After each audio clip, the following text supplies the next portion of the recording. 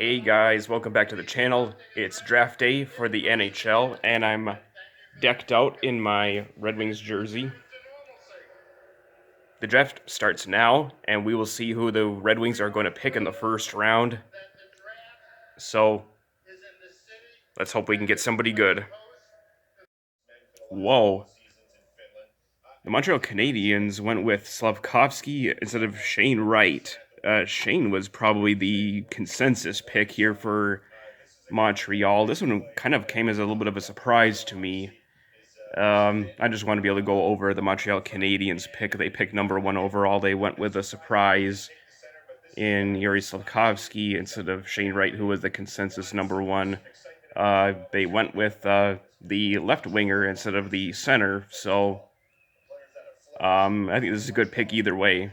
Congrats to those who picked Slafkovsky going number 1 instead of Shane Wright, and those that picked Shane to go number 1. Everyone's mock draft right there kind of goes down, but we will see what's going to be heading up next for the rest of the draft.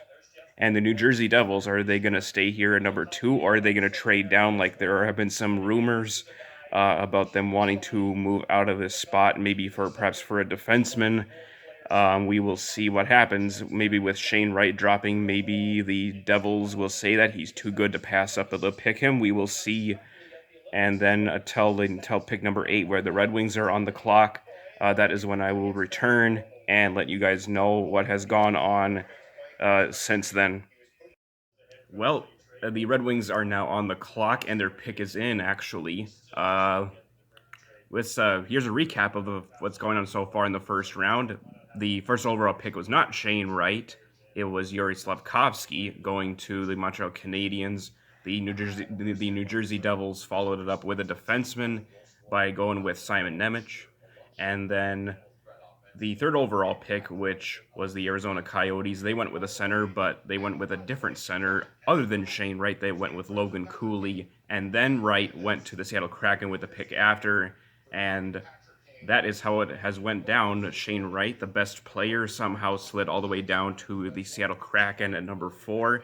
And now the Red Wings, what I'm thinking here for Detroit is that it wouldn't surprise me if they go with another Swedish player.